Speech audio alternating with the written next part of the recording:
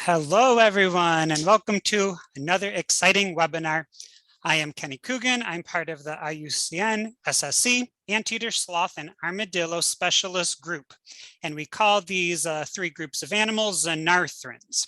If you love Xenarthrans, you can go to our website, xenarthrans.org, and learn a lot about them. We're also active on Instagram and Facebook. And this is new to everyone. We just started a YouTube page about 2 months ago, but this week our YouTube channel URL changed. So now it's very easy. You go to youtube.com/ and then you do the @ symbol Xenarthrans. You can also type our entire name in, but this is shorter and it's a nice little shortcut.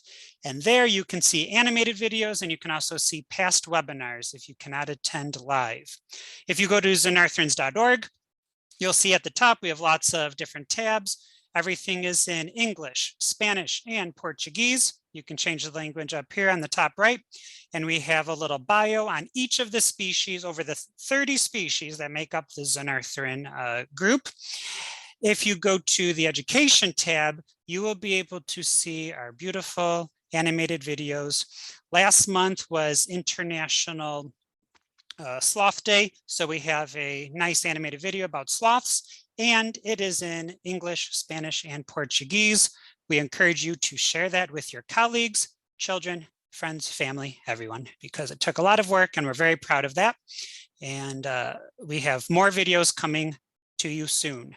When you're in the education tab, you can also go down to the kids corner and you can see that we have coloring sheets, mazes, we have little activities where you can spot the difference. These activities are also available currently in English, Spanish, and Portuguese. If you go to our Facebook group and you go to the event tab, you'll see upcoming webinars. We have a wonderful webinar today, and then we also have a webinar next week, which will be in Spanish. And then December, we're gonna lie low because of the holidays, but in January, we're gonna start the webinars up again. If you feel inspired by our educational resources and our webinars, you can click the donate button, and then that will help with Xenarthran conservation. Our education webinars and educational resources are made possible by our partner institutions, FIA, Foundation for International Aid to Animals, and Nurtured by Nature. Coming up on November 19th, every year, is International Anteater Day. If you go to our social media pages, you'll see that people from all over the world are sharing their artwork, their crafts, their sculptures to get us ready to celebrate International Anteater Day. And on that day, maybe even a little before, we'll be releasing animated videos on anteaters and educational games and puzzles and mazes regarding anteaters. And in the next month or two, we'll have animated videos and activities all about Xenarthrans and armadillos. If you are attending the webinar live, please go to the bottom of the Zoom and you can type in your questions in the chat button, and then I will ask Rominna. And we are just so excited to have Rominna. She's going to be talking about armadillos. And now, without further ado, Rominna, you can share your screen. Thank you for everybody for being here. And just a little bit of a disclaimer, English is not my native language. So if I messed up, please, you either edit it or just don't judge me too hard. I'm a veterinarian. I am the director of the Armadillos de Chile Foundation. I've been working for like 5 years maybe with this species here in this country. So I'm very excited about telling you everything that we do in this side of the world. So why is the conservation of armadillos so important? Well, they are what we consider a keystone species in ecology. So why it's this, you know? The armadillos, they can be prey, right? From some predators, like it can be a fox, raptors. They also dig burrows and the burrows that the armadillos dig can be used for habitat for other species that cannot dig that well, you know, and also help to oxygenate the soil. That increase the nutrient cycling. Also, they are good in pest control since they eat they eat a lot of bugs, and also they help in seed dispersal because they eat the seeds and then, you know, they go out and poop it somewhere else, and all of that, right, increases the flora mainly, and that's how we also increase the biodiversity. A keystone species in ecology, it can be a species whose impact on the community or ecosystem is large and disproportionately large relative to its abundance. You know, armadillos are not very, at least the species that we have here, are not very common to see. They don't have a lot of numbers, so but they do have a lot of important ecosystem roles. And also said that they perform functions not performed by other species or processes, you know, like not a lot of species live underground, you know, and that without that, it's impossible that we can create everything that they create in the environment where they live. Well, what happened in Chile when I first started working with this species is I wanted to do my thesis. You know, I was working with Daniela and I wanted to do my thesis about this species. And I started doing my research and I figured out that there was really basically no information about the 3 species of armadillos that we have in Chile. We had 12 publications in 400 years, and that is not,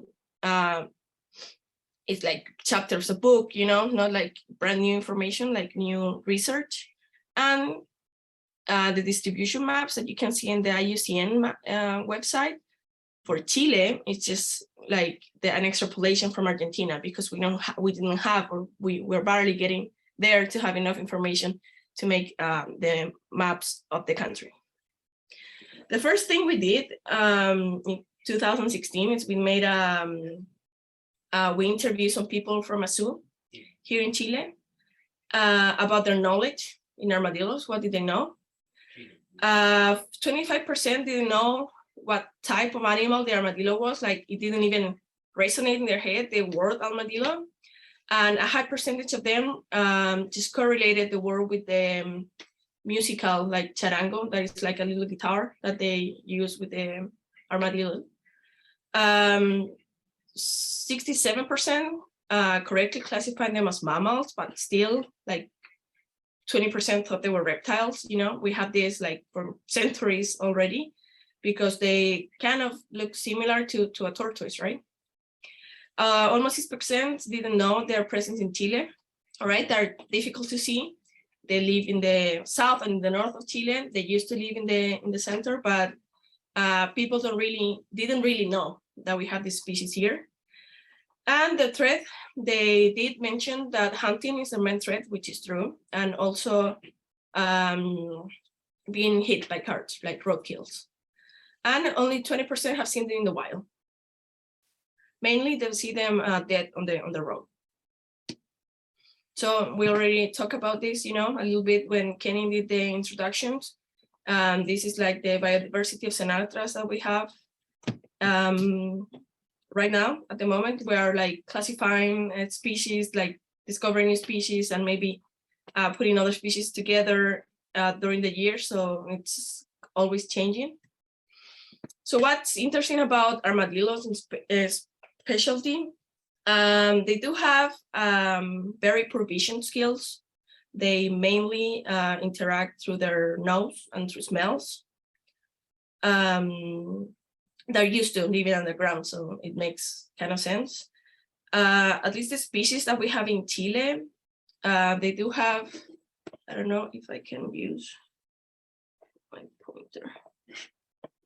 They do have the caparas, that it's divided by these bands that allows the armadillo to have some flexibility. They also have very strong claws and very strong muscles that help them dig very fast their own burrows. They have some curiosities anatomy-wise, and that this tell us a little bit how ancient they are. You know, they have some, for instance, they have the pelvis is fusion, like in birds and in reptiles, unlike like other mammals.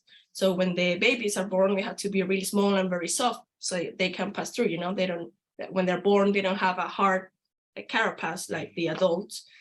Also, well, the name Xenarthra means that they have more articulations in the vertebra, and this, well, there are hypotheses why this is useful. And also their thorax, it's firm.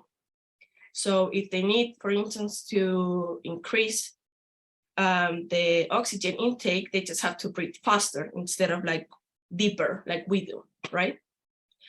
The teeth are also very interesting. They're always growing. So in the diet, they do eat a lot of dirt, for instance, so they can start like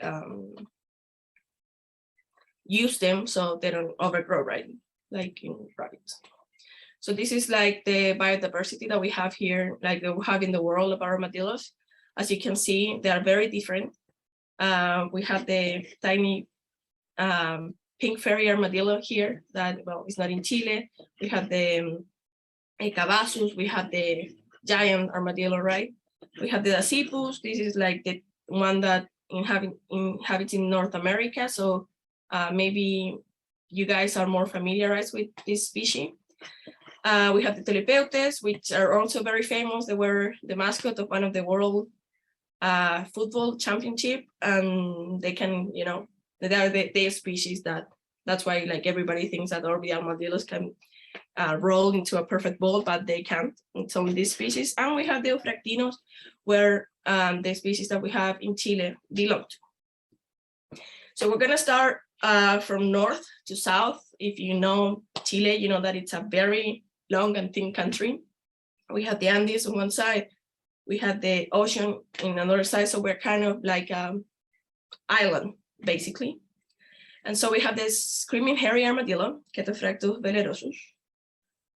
Well, this species, it can be recognized as the smallest one that we have in Chile.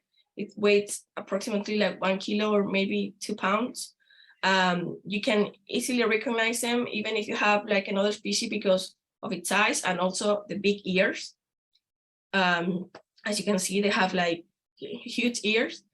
And also their color, it's always like kind of yellowish, brownish. It was described for the first time in Chile in 1945 by Mann, one biologist. It can inhabit usually in Chile because in another countries it's also at sea level, but even 5,000 meters above sea level. Okay, so every time you want to work with the species, you're in like hypoxic conditions. It was described that it was solitary. We have a few records in Chile here that it lives with in familiar like nucleus, like they live with the family. And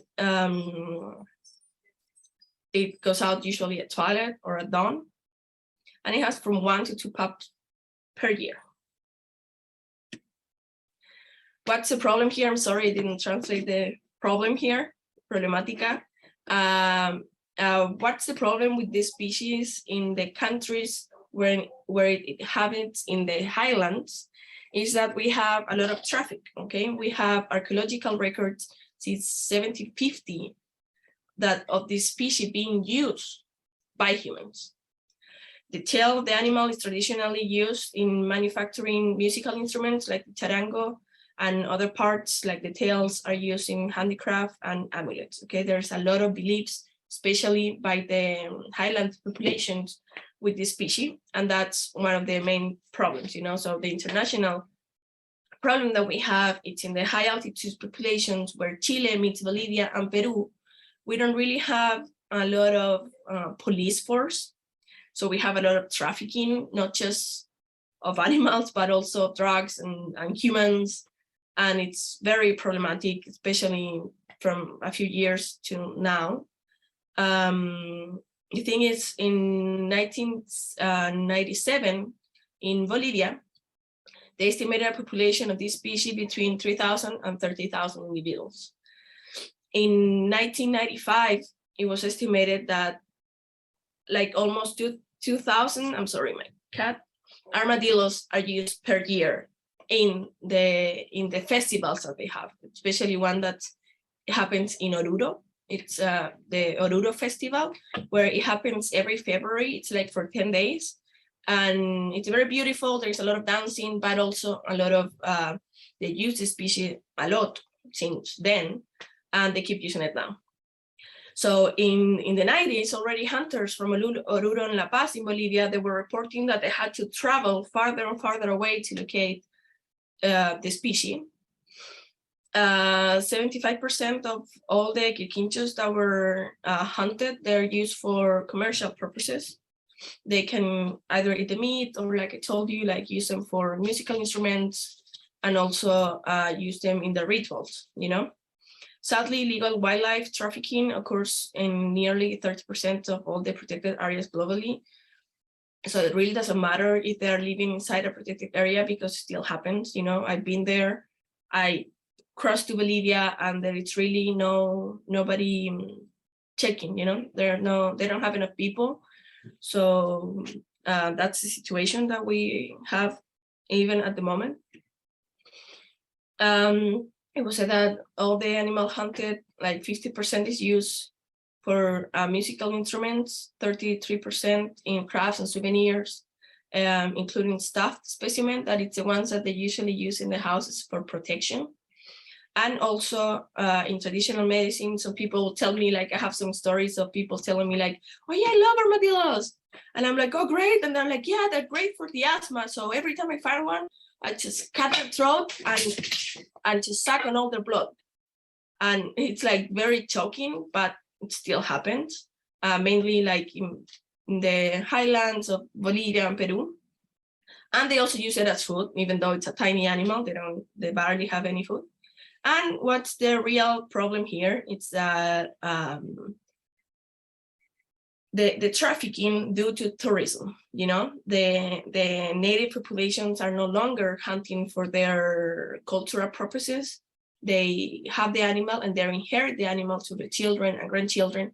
They're not really hunting anymore, but they do have the problem of tourism in these big festivals that I was telling you about. Because you see, a charango, so that the little guitar could be, this was years ago, so like now with the inflation and everything, probably $200, and that is not a price that the highland population can pay. So this has another dimension to it, that it can be the tourism right now, the irresponsible tourism, when people just come here and try to take the animals or whatever they buy with them, from them.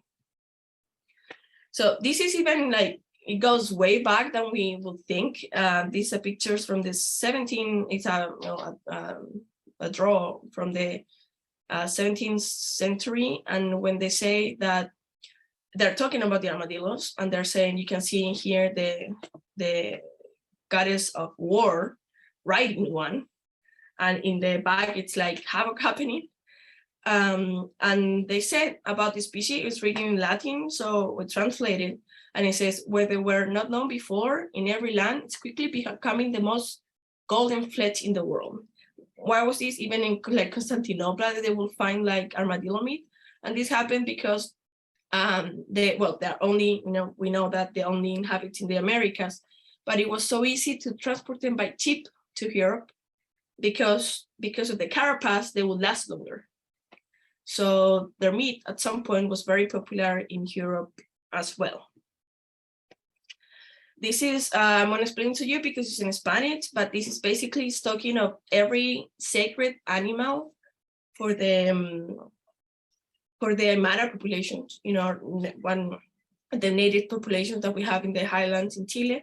And as you can see, one of the sacred animals right here for commerce or like things related with money, the species is here. It's actually considered very sacred, and that's why the populations try and do their best to preserve it. What do they use it? They basically think that it brings lucks. They use it basically like an alarm system. They think that if they have the armadillo, the quirquincho in their house, the thief will not go in, and if it does, it will end up full of scabs all over the skin, because the armadillo, it's gonna punish him. So that's how people are gonna know who it was, because the thief will have like the skin of an armadillo. They as you can see, they put this fabric on the armadillo, you know, they put like very like colorful things. And they also put money, and they think that if they do that, they're gonna do well money-wise. The Quirquincho is also related with fertility. It is said that in the histories and myths and legends that it was very like a very fertile animal, and that will impregnate virgin women, and even that the in-laws love them. Like it's very like they have many beliefs. Like I told you already, protection against thieves. Also, it depends on the appearance of the armadillo, of how well they're gonna do their crops that year. So if it's very hairy, the crops are gonna do well, and they're usually very hairy in winter because, you know, winter in the desert is extremely cold. And well, in summer they have less hair, so if they find one, they're gonna think like, okay, it's time to start saving, you know. Also, the screaming, sorry, I said yelling, the screaming, that depends on the, because the screaming hairy armadillo, it's called like that because it can, I don't know if you're gonna be able to hear this, but it's like a baby, it's like a baby crying. I'm gonna see if I can. All right, but it's like a baby crying, their vocalization when they are scared. So they will think that depend on how that crying was, depend on the sex of the baby that was going to be born into the family.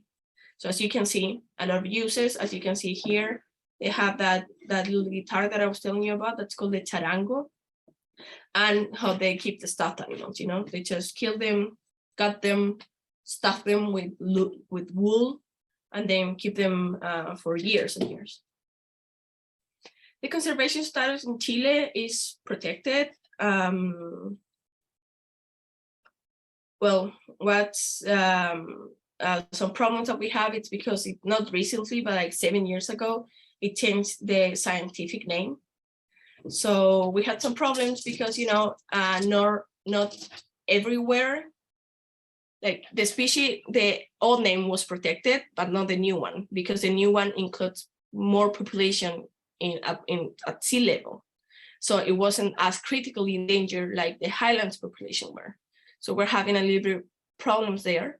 But in Chile, still protected as every native animal is. So it's forbidden to hunt it, use it, kill it. The only thing you can do is like take a picture from afar. So it's great because we're always getting complaints, you know, people that are selling like in knife stores, they're selling like a knife with the tail of an armadillo. So we're always getting the complaints, and we can do the right thing to do, that is reported to the authorities. The Quirquincho, this species in particular, it's also considered a key cultural species. These species are species that are culturally relevant, and they shape the identity of a population. Its importance is reflected in the fundamental roles that such species plays in the diet, materiality, medicine, and or spiritual practices. This species, like I told you, it's used in medicine. They think that their blood helps with asthma, their fat help with like bone, like arthritis and stuff. Also, they use it as a protein resource when they eat him. Well, sentinel species, it's something that like it's been researched, but apparently they can be good bioindicators for protection, you know, against thieves. A lot of mythology, like I was telling you about these like virgin girls that will get impregnated by the Quirquinchos. Tourism, I'm hoping that people travel to see them. Musical instruments, a flagship species, you know, where we work with this species and try to create awareness, we are also helping every other species that inhabits it, you know, flora, fauna, fungus, etc., and sacred rituals. So this species is very important, you know, like ecologically wise and culturally wise for the country and for the populations where that lives with it. We, a couple of years ago, made a study of the knowledge and the use of the highland communities of these species. We wanted to determine, well, like I told you, the uses. the ecological knowledge, and the socio-demographic relationships that we contrasted with the results that we got. We made this study in 2 places, in 2 different regions of the country, always in the north, always in the border with Bolivia. So we work in Colchane, in the Tarapacá region. And we also work in the region of Antofagasta. This is like the cultural center that they had in one of the places that we worked. As you can see, we took this picture with a drone. It's an armadillo. So it's very important for them. You know, this is like the cultural center where everybody will meet. There are like really small towns of no more than 100 people. So it's very important for them. This is a little video. I don't know if it's gonna play, but like we were over 5,000 meters above sea level, where like you can't really breathe. We make this video so you can know how hard it can be to work with these species. I remember when we stopped, we couldn't even like, the only thing we wanted to do is like start going down, because it was really hard. That's some stuff that you will find on the way when you're working with these species. We found actually several dead armadillos on the surface. Well, the interviews that we performed were random and opportunistic. The questionnaire had 2 parts, one of the use and knowledge, and the other one of the socio-demographic questions. Well, the questions we ask about the closeness and the knowledge. We use different techniques. And these are some of the results. We interviewed a total of 58 people, and that's a lot. If you consider that there are really not enough people up there. 43 that belong to the Aymara community, and 15 to the Quechua community. And you can contrast with the other interview that we made in a zoo in Santiago, you know, in the capital of Chile, so in the center of Chile, where almost nobody knew what an armadillo was. Here, almost everybody knew what an armadillo was, and 95% have seen one, you know, so very important. Regarding the use, they mainly use it for protection in their house, and also by cultural rituals, medicinal purposes, pets. Also, it was very sad because, you know, they dig, so it's very difficult to keep them in one place. So they will put them in like barrels of metal, and the armadillo will have like literally like 1 meter to move its entire life. They will die very quickly because they also were feeding them like whatever was the leftovers they had. They also said that every time they say that, they compare it to a pig because they will eat anything. We didn't find significant differences between the 2 ethnic groups for the uses that we identified that they give to this armadillo. Luckily, almost everybody was very enthusiastic about preserving this species, and almost 90% wanted to help preserve them. The main reason that they gave us, or why the armadillo was so important for them, it was a strong geographic belonging, because it was there, because it was nowhere else, and it was very important for them that it survives. You know? Well, this was my the thesis that I did for my veterinary degree, and here we work with CONAF, that it's like where they have all the protected areas that belong to the state. So we work with them to know where the armadillo were for real. So we had all these maps that are from the IUCN maps. All these that's in pink is the map that the IUCN gave us, you know, with the extrapolation to Chile, because we didn't really know. And so everything in red, it's all the national parks where the armadillo is not there. And the green that we have here, 3 parks, it's where we could actually find armadillos, this species. So it was really sad because we thought it was going to be in more places, but it wasn't. The southest that we have found it, it's here. So maybe they're here, we cannot know for sure, but yeah, it's less than we expected. Here it's where like a burrow would look, you know, they're really, really fast. In the desert, they live mainly in like sand. So it's not hard for them. Okay, so now we go to the south with the PT, side of PT. This species used to exist in the middle of Chile, you know, in Santiago. We had a lot of rehabilitation centers that would get them sometimes. We have many places in this region that are called PT. And it is also PT means, you know, small or tiny in Mapuche.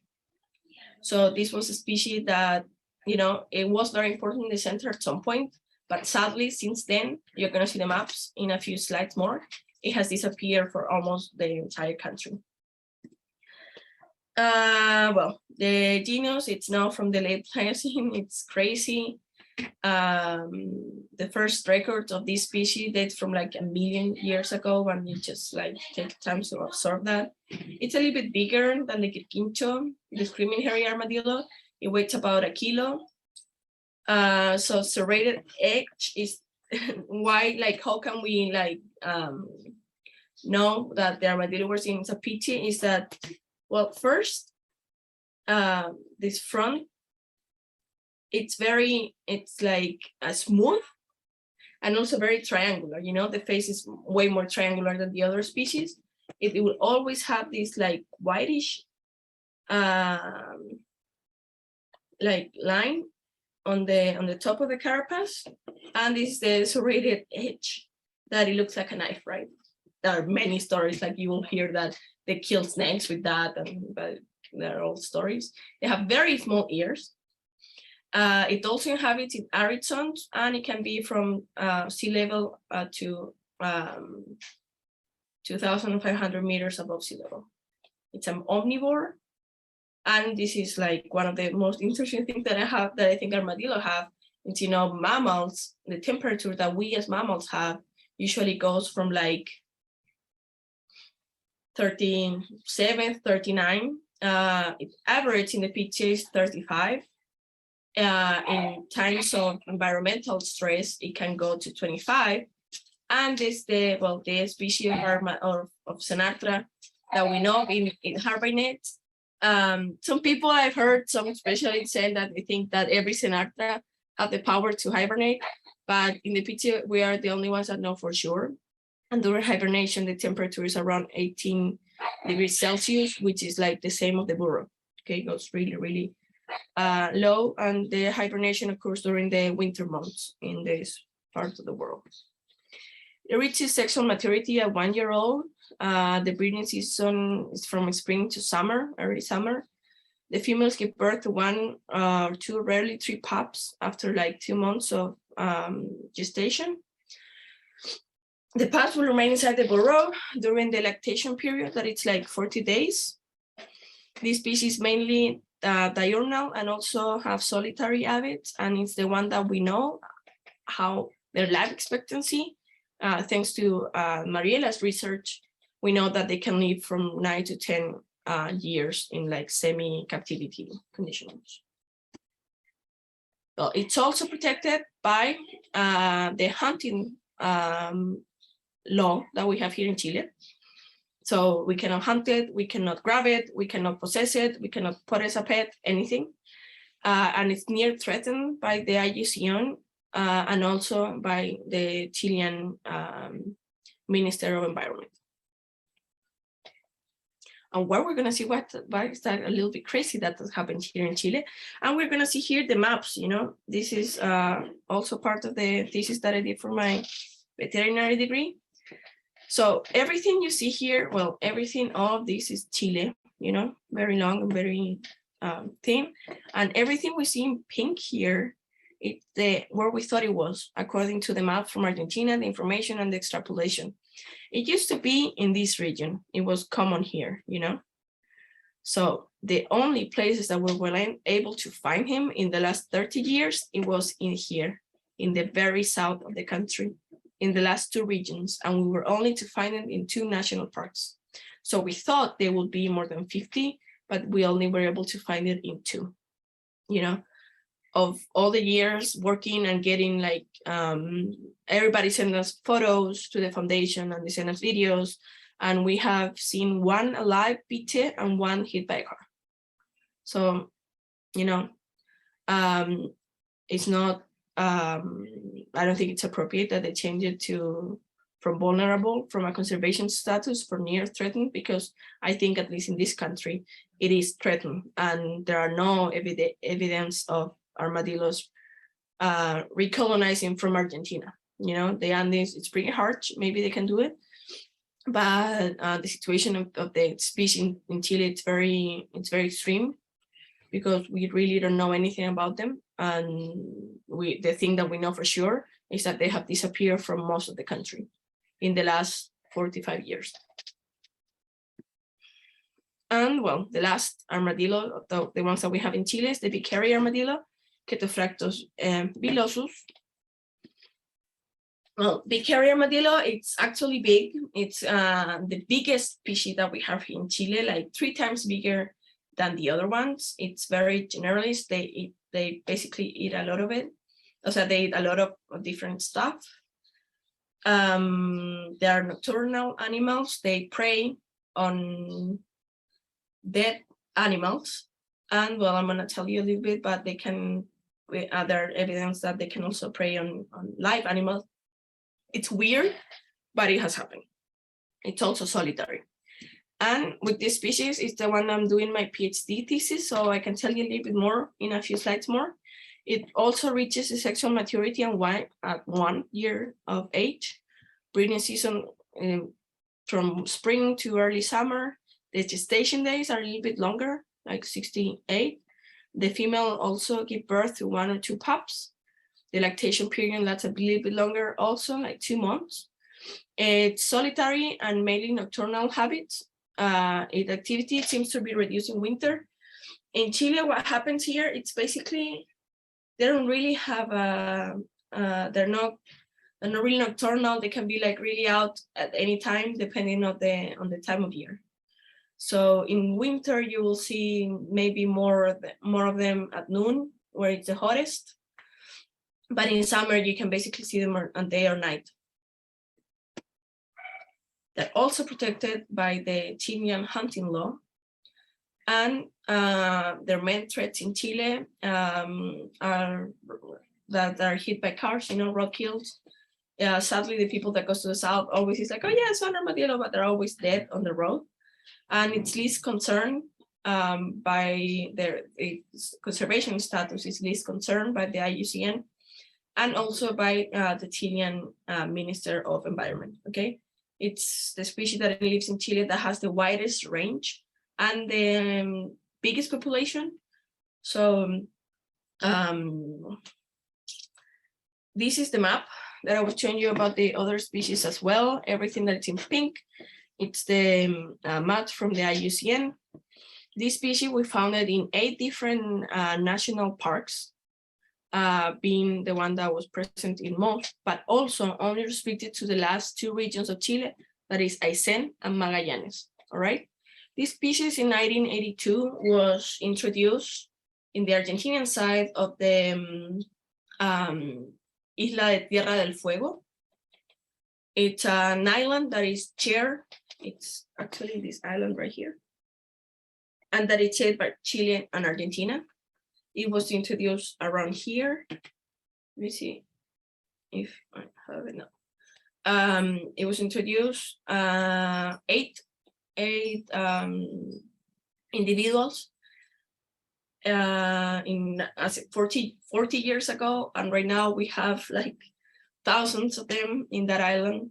They already reach the Chilean part, so they travel all from here to here, and they're everywhere. Like I've been even here, even where in the south of the island, when there is the Caruquinca Park from the WCS, the Wildlife Conservation Society, even where it snows, where the soil is not that deep because, you know, the island is kind of new, and they still there. Like somehow they made it and they survived, where it's only snow, where they cannot dig very deep. It's a lot of rocks, you know, and they're still there. they're having consistent problems with the livestock, mainly sheep, because they present a danger. They can eat the newborns, and they can also, I don't know if you have seen videos, but it's kind of cruel, like them carrying the newborns to their burrows, and they eat them alive by the umbilical cord, and usually. And they're also, their burrows represent a risk of fracture of the sheep, of the horses. It's full of them. I've been there, and I'm working on my thesis on basically how they can inhabit there. What if when they became an invasive species, because they're invasive species right now on the island, if their needs change, so if they have adaptations to it in different time of the year, and also what are the coexistent problems that they can have with the livestock owners. So that's what I'm working on in my PhD thesis. And now I'm going to talk to you a little bit about the Armadillos of Chile Foundation. Armadillos of Chile Foundation was created in 2016 as a space for collaboration, education, research, and promotion of the 3 species present in the country. We changed our logo. Now we're more professional. We did have an identification guide. That was the first thing we did. At the end of the presentation, I'm going to leave you the webpage so you can download it for free. It's in Spanish though. But if you ever come to Chile, you can download it. We have been working it forever in the 2.0 version, where it's like everything uploaded, of course. But I don't know what is taking it so long. I'm gonna have to like retake that. Well, we participate in a lot of like festivals of nature. We have the Fauna Day in Chile, where each year they choose a representative, and the Quirquincho, the first species that I told you about, won one year. And you can see somebody there with a mask of an armadillo that I thought it looked kind of diabolical, but people like it. We work a lot with kids.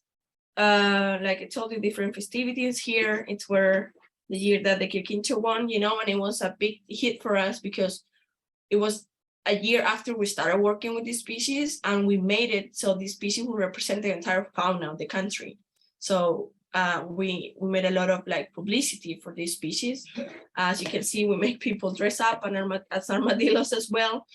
The nicest volunteers that we have in the project. We have been, you know, on TV working about, talking about with the James Goodall Foundation about the problems that we have with this species. We try to, and that's something that I'm very proud of, we try to reach places that usually nobody goes, like orphans, homes, you know, and we work with them, and we bring the message, you know, of conservation of the native species through the armadillos. So we wanted to work more like with jail people, with people with maybe different capacities. And that's what we want to like start working on again. We have coloring books for children.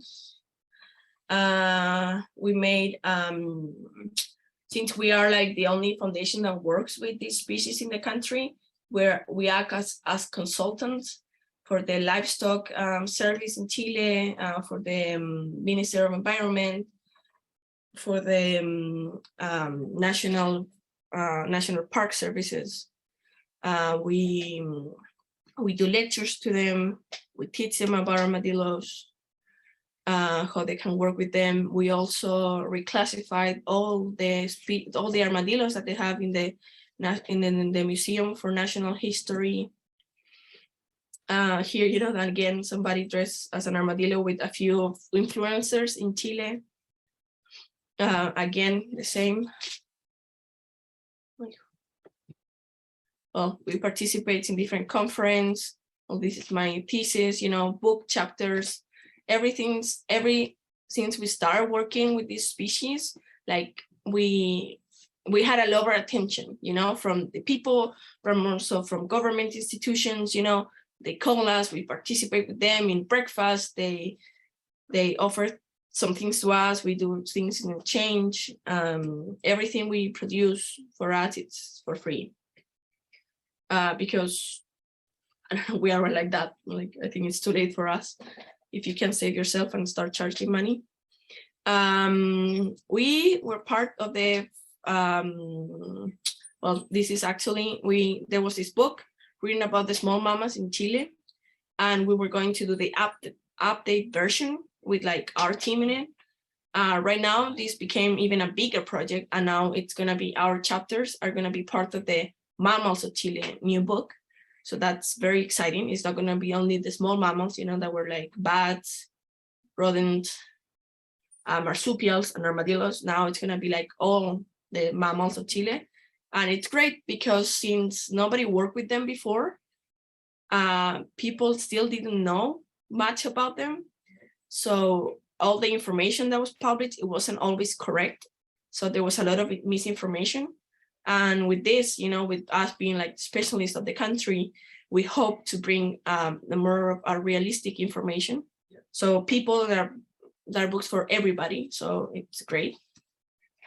Well, we work with the ASASG, that it's like, well, our livestock service. We work with them, and we have worked also with the support of FIA, the same foundation that supports the IUCN specialist group. We're like the stepping stone to them. And we work in also rehabilitations of armadillos. Every time they get one, we help them evaluate their condition, their health condition, what is their behavior, because sometimes they can be released back into the wild, sometimes they can't, especially if they have been pets. So we send them like to a zoo, to a rehabilitation center, depending on what their condition of the animal is. But now it's great because the institutions have a group where they can rely on. That is us, Again, all the work we do, it's volunteer. I'm a volunteer. We have 14 volunteers, and everything, like, we do it for the love of armadillos. I don't know if this video will play, but you can see. Yeah, here it's an armadillo. You can barely see it breathing there, but that's how crazy it is. This is a small like prison that I had built in my house. Well, another thing that has been great since we started working with this species, it's the presence in the media, newspaper, television, radio. We have made identification guides for different web pages that are very important. Here in Chile, work for universities. I personally teach a couple of classes in the university about this species. And there are web pages that it's for like everybody. So it's great because we need to bring more awareness of the general public to this species, and hopefully also scientists.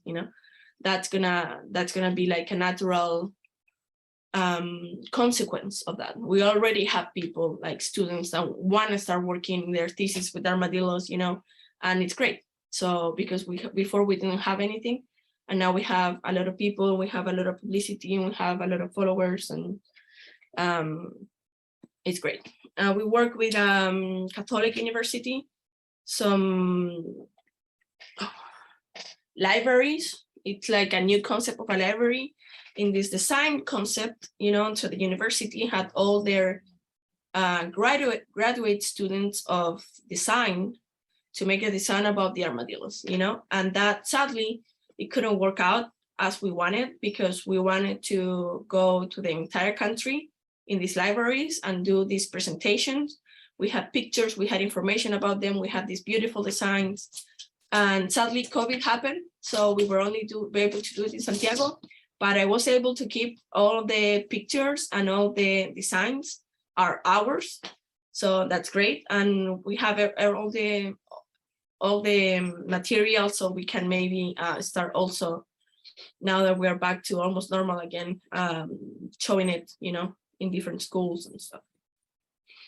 This is one of the things that I've been most proud of. We work with the Jane Goodall Institute in 2017 in a small documentary, a tiny documentary about the highlands populations. Like, I'm very passionate about that.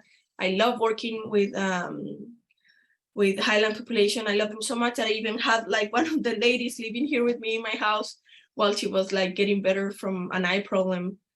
And you get involved with the people because they help you, you know, they go out with you trying to find the species, you with them, you share with them, and you really create like a very beautiful connection. Like it's like she was my family, and this is why, you know, because we try to work with this species and the way you meet awesome people.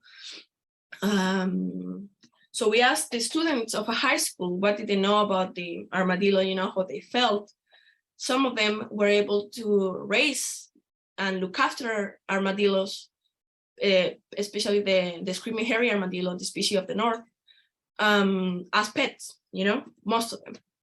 They know that they use it as a punisher to the thief. The carapace is used to drink liquids, you know, as a glass, like soups and stuff.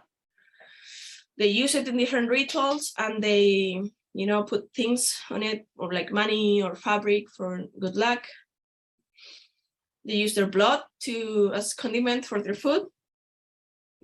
They know about the existence of the international, they're like international, like, they're not festivals, but they're like markets, like international markets, where they do sell everything, because, you know, in the highlands, from the city until you reach the highland in Chile, it's like 5 hours, and the people don't have supermarkets up there. They don't have really anything, so they rely on these international markets to get their provisions. Of course, they're illegal. They are between countries. There is no customs. There is nothing. You can just walk through, and in these markets you can see quirquinchos being sold alive or dead, meat on the like sun, you know, meat like from camelids, like llamas, meat there in the sun. You will see cheese, like you will see a lot of like insanitary things being sold there, but also animals, you know, condors, feathers, flamingo feathers, and there's no regulation. Like we try to put the complaints, but nothing really happens with it. The good stuff, the positive part about this is that they knew how much like a carapace was, and they were not agree that the animal would be sold. They said that it used to be more common to see it before. They were so empowered with this species that they say that they will stood up like to the people that wanted to take them away from their natural environment. They say that they want to defend it. They think that people really, like they didn't really know how important it was. So they were like taken aback when we will arrive with like 3 people from outside the country, and they were like, I can't believe they're here only to work with this species. And they think that it must be preserved because it lives in a pristine and unique place. So a lot of that like sentiment of belonging, you know, it belongs here, so it must be protected. And they said that if it goes extinct, it will be unfair because the future generations wouldn't get to know what an armadillo was. And that will greatly affect the community because, as I've been telling you, they rely heavily on this species. Well, I invite you all to see that mini documentary that we made. It's in YouTube. It's called Quirquincho. Like creating knowledge about the Quirquincho de la Puna, the screaming hairy armadillo, and you can see our little work there. Here you can see, well, we are on Twitter, we're on Facebook, we're on Instagram, we're on TikTok. We have been taking kind of a break in this year. We wanted to reshape the foundation, and that's what we're working on, but you will also always find good information in a very fun way. The person that we have that is in charge of social media, it's loved by everybody. So we usually have a very good reception. This is our webpage, armadillochile.cl. This is my personal email, and that's the email from the group. If you ever want to send us something, a question, pictures, whatever you want, you can do it there. And that will be my presentation. Thank you so much for listening, and I will be taking any questions that you might have. Thank you, Rominna. Can you hear me? Perfect. I love the presentation and all of your work and your thesis. And then I really liked a lot of those drawings and illustrations you had. Yeah, they're beautiful. We have so many of them. They're crazy. All right, so yes, we do have several questions. The first one is from Natalia. What can we do as Chileans to improve the conservation classifications? As an environmental engineering student from Chile, sometimes I get a bit disappointed by the lack of information of the status of Chilean biodiversity. Yeah, well, that's every year, basically, the Ministerio del Medio Ambiente, which is the Ministry for Environment here in Chile, they open a process where people, like specialists or not, can make a proposal to change the status of the species. We tried to change the Quichincha ones with Mariela, but since there is so much, there's lack or a gap of knowledge, like lack of information, they don't really take you into account. They want to have more data to do it. So we tried with that species, we couldn't do it, but now we want to try with the piche. But for that, we need to work not just with, us in the foundation, but also with the other instruments like the SAG, and so we can work together to change that. And that's what you have to do. Basically, if there is no information, you need to start creating the information of what is needed, to be able to change, like where they're at, how many population we have, like, etc. Their main threats, if the threats keep happening, like there's a lot of that you need to know, all the guidelines. In Chile, we also base all of our processes with what the IUCN says. So it's like the same, but as if Chile were the world.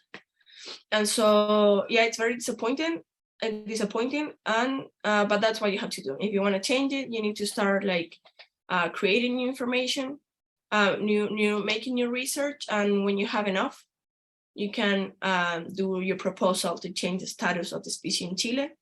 And if they have a panel of experts, or not always have people that know about your species. But then you talk, and this is very political also, because sometimes it's better for the species to be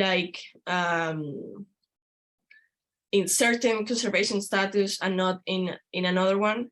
So it's very it's not easy. It's kind of tricky, but it can be done. We hope to do it now for the piche.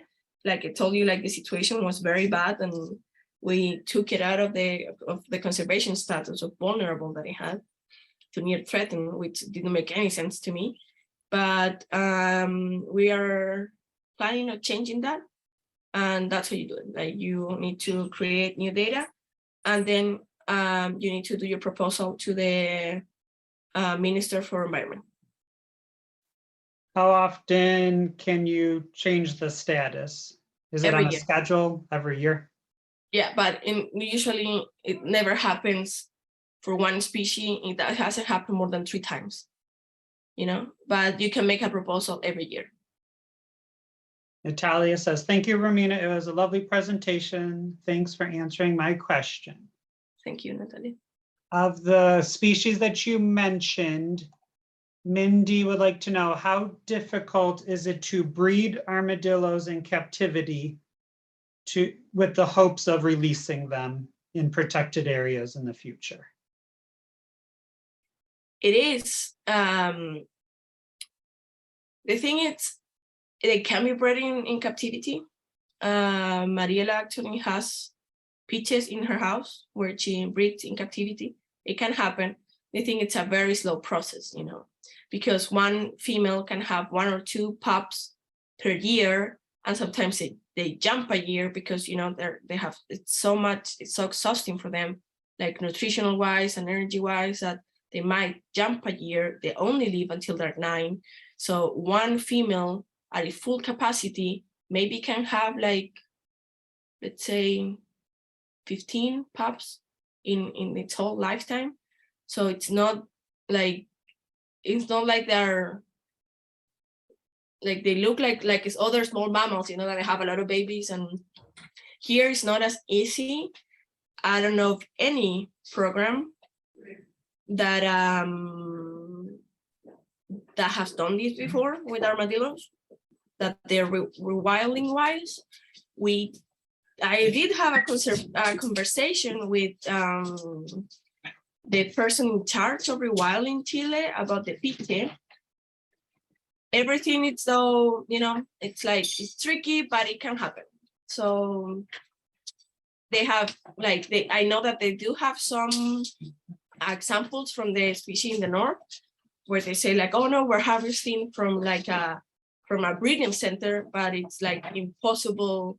Like they have incredibly like birthing rates, like so it ended up like being tricky because they can be lying to you. They can just be taking species from the wild and telling you like, oh no, they were born here. So it's kind of tricky because the nature of humans, I think, but I think it can happen. I think it can happen. Yeah, especially with like maybe the pite that we lost that species almost in the entire country. So it would be interesting. I know in Argentina and Chile in the south, this is happening for condors. It's happening for some species of ostriches. And if somebody has the money and the time, you know, I think it could work. But it's tricky because, like I told you, they don't have a lot of pups per year, and they don't live that long. So it's it would be a very, very long process to also, you know, try to do not have them get used to humans, because like some species like the big hairy armadillo, once they get attached to humans and used to humans, they will always go back to them asking for food, and they're like basically like little dogs. And so it's difficult because if you want to release them back into the wild, they have to be able to hunt for themselves. If they drink water, they need to be able to find water in these conditions. So it's tricky, but it could happen, I think. Yeah. Mindy said, really important work, Rominna, and the presentation was fascinating. You are changing the future of this species. Thank you, Mindy. Jane would like to know, do you think the big hairy armadillo goes into torpor in the south when there's their presence of snow? Does their behavior or activity change based on the seasons? It changes. We don't know for sure if it's torpor, you know, like the pite does, but for sure they are slower and they are out of the burrows almost like maybe in the hottest time of the day, but they do change the behavior according to the weather. Let's say that this species, like especially the big hairy armadillo, inhabits mainly in like the Central American, you know, where we have hot weather, so it can eat, you know, bugs and maybe survive on it. In the south, why do we think it's surviving there? Because it started eating the chips, you know, it started eating meat.